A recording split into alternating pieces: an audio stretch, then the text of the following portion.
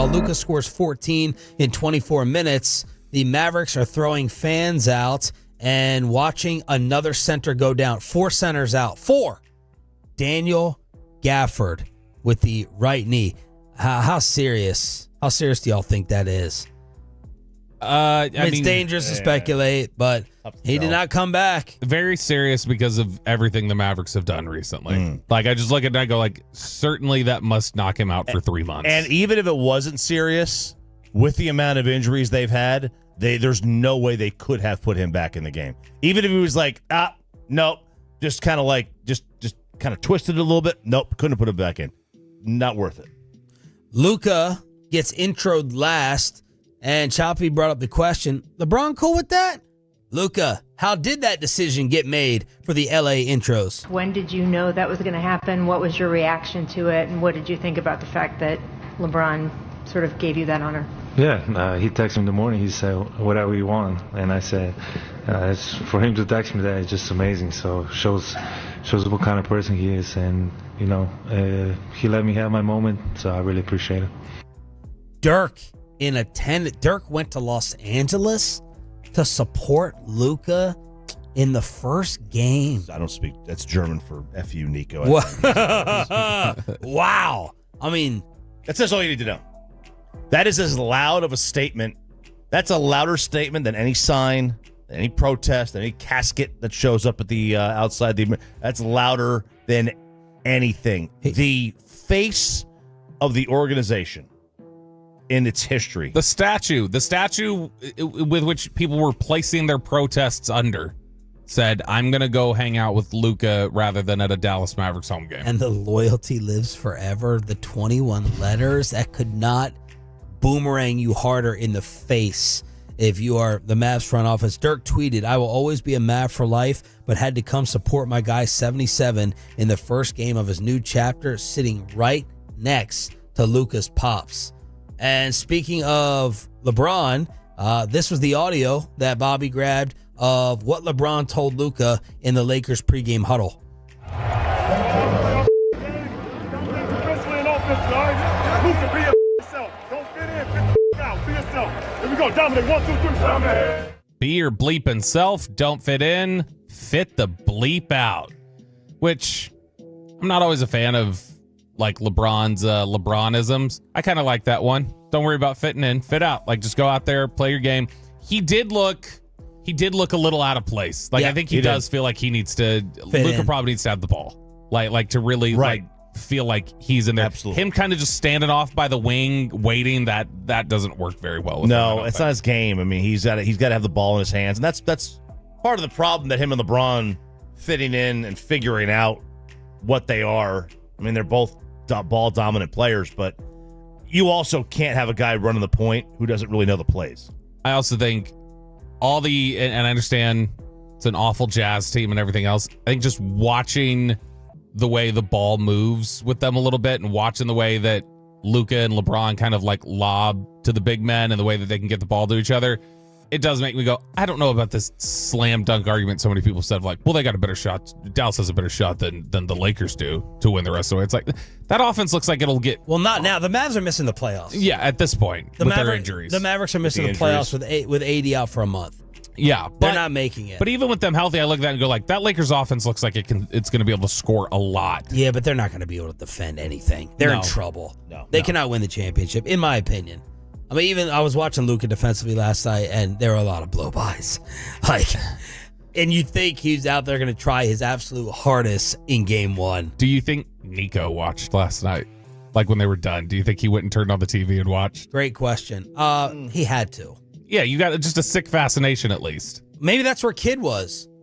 What a weak move. Everything they've done since this Jason happened. Kidd did not speak in the press conference, in case you did not know. What? Yeah. Bro, you already went through the hard part. You already commented twice. And every media member, Tim Cato, Brad Townsend, wannabe media, according to Tim, Grant Afseth, they all were saying this is the first time they could remember Kid after game not speaking for any reason. How about a coach? Yeah. How many times has a coach ever just not spoken? Like, that's finable, isn't it? Yes. Wouldn't you think, like, he's going to get fined for this? Yeah, like, the only thing I could think of, because this doesn't make any sense, the only thing I could think of is he is sick and tired of having to answer for his boss. You just have to say, you have to draw the line and say, guys, with all due respect, this could be the first smart thing they did PR-wise. I addressed the trade. We got to move forward. I'm not going to answer any more questions about the trade. That's it. And you draw the line. And if that's the case, if that's why he's not how long does he go on? Does he just not speak after games moving forward? Or is he going to go like, oh, let me give it 2 or 3 games to blow over? Is it going to be just after home? Like, I don't understand. Is it just after home games where he feels like he has to answer for crowd antics? And he's like, well, I'm not going to go up there and talk after home game. It's bad. What amount of Tolos? I know what you're going to say. I was rooting for Luka, but not the Lakers. But inevitably, it's the same thing. That's weird, man. When they meet, when they play their next regular season game, what is this city rooting for? 877-881-1053. What did you find yourself? Was it a nasty feeling? Was it easier than you thought? Were you definitely rooting on? And Tolo Josh Grantham sent this to me, and it's a hypothetical, but, placate me for a second. These two meet in a playoff series. What is DFW rooting for? There's a lot. Now, listen, there are Give Mav me that fans, imaginary poll result. Yeah, there are Mav fans who are ride or die with the team, no matter who they have, and they have moved on from Luka already. We also live in a sports world where you're not a fan of teams anymore. You're a fan of players. Yeah. That's who I am. Like, I'm a fan of players in sports for the most part. And, I rooted in the NFL. I rooted for Peyton Manning. And when he was at the Colts, I was a Colts fan. Then he moved to Denver. I became a Broncos. That's who I rooted for. And I think there's a lot of, especially kids are like that. I think it's going to be far more. It won't be 50-50. It'll be more Mavs than not. But it is going to be far closer to 50% than you could have possibly envisioned. And it was disgusting seeing him in that uniform last night. Overwhelming on the fan text. They're rooting against the Mavericks when they play. I hope the Lakers beat them by 50. I think in a regular season game, it'll be way higher than if it was a playoff series. Now, I'll give you both instances. Like, for that one game, you're rooting for Luka to go crazy, but a series? I don't know what the over-under on point total is going to be for when the Mavs play the Lakers the second to last game. Last night, it was 26.5. I am hammering the over. 214. What would the over-under have to be to scare you off it? 45. Come on. 214 will support the Mavs, but when Luka comes, it's the Luka train. I will be at any Mavericks-Lakers game in a Lakers Luka jersey. I'm going to cheer for Luka to score 101 and beat the Mavericks by 50 every time. 903 Lake Show, baby. This is I think I've seen 2 on here where they say they were rooting for the Mavericks. I turned the Mavs game off last night, went right to the Laker game. Now, when it worked out, because Luka gets taken out, and it's basically the beginning of overtime.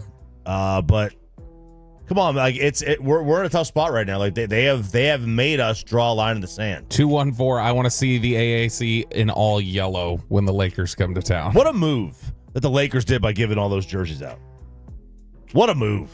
The tribute video is going to be so awkward when he comes back and they throw that on the Jumbotron. And then Luka donated $500K to the wildfires. Signed it, your new neighbor. Oh yeah, I'm gonna rebuild basketball courts, parks. I'm gonna help restore this community. Love your new neighbor, Luka. He's already dropping his 70 on them. He is killing them. He is. He's killing them. He's gonna kill them on the basketball court, and he's already killed them in the court of public opinion, in PR, everything. He has just made it. All right, step back.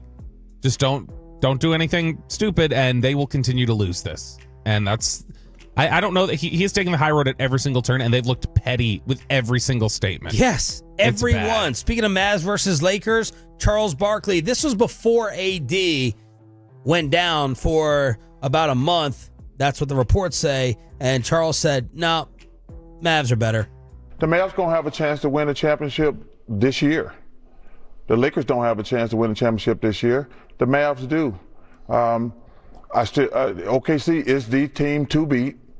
I don't think the Lakers are better than the Mavs. I'm not sure they're better than Memphis. I'm not sure they're better than the Rockets. But this trade, in my opinion, we're all just conjecture. So even after adding Luka, you don't think they're better than those teams? I do not. You still think they're 5 right now? They're gonna stay 5, or they're gonna stay 5. All right.